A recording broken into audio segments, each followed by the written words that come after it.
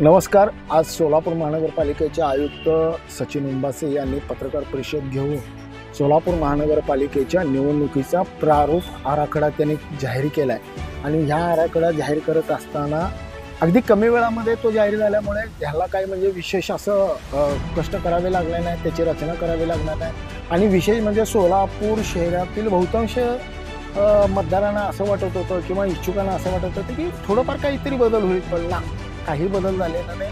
2017ची ज्या पद्धतीनं प्रभाग रचना होती त्याच पद्धतीनं प्रभाग रचना आहे आणि विशेष म्हणजे 2017ला ज्या लोकसंख्येचा आधार घेतला होता 2011चा, तीच लोकसंख्येचा आधार यंदा देखील त्यांनी कंटिन्यू केला आहे।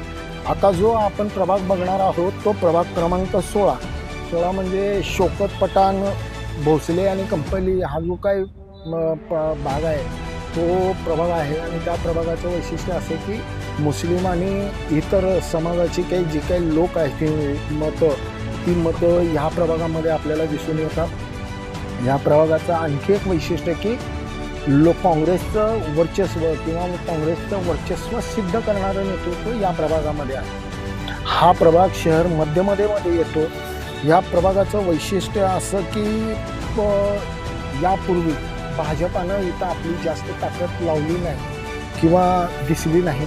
आता जर का विद्यमान आमदार देवेंद्र कोटे यांनी आपल्या ताकदीचा व्यूहरचनेचा जे काय म्हणजे राजकीय डावपेचाचा जर का त्यांनी पुरेपूर फायदा केला किंवा करून घेतला, कार्यकर्त्यांना आपल्याचं करून घेतलं, तर नक्कीच शहर मध्यमधला हा प्रभाग क्रमांक 16 हा आपल्या भाजपाच्या बाजूला येऊ शकतो। पण महाविकास आघाडी आणि खास करून काँग्रेसनी यानंतर महानगरपालिकेमध्ये जर का ताकद लावली तर 4च्या 4 पॅनल म्हणजे पॅनलमधले 4 उमेदवार ते निवडून येण्याची शक्यता ही तितकीच दाट आहे।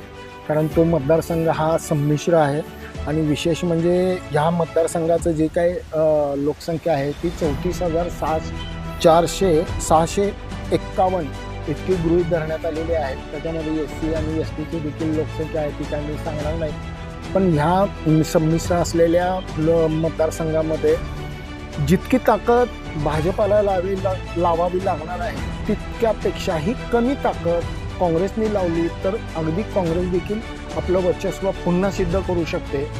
पण महाविकास आघाडीतून का वैयक्तिक या पद्धतीनं कशी ताकद लावणार हे आता त्या नेतृत्वावरच आणि नेतृत्वाच्या डावपेचावरच आता अवलंबून आहे। ब्रेन न्यूज करता यासिन शेखसह मी नितीन पाटील।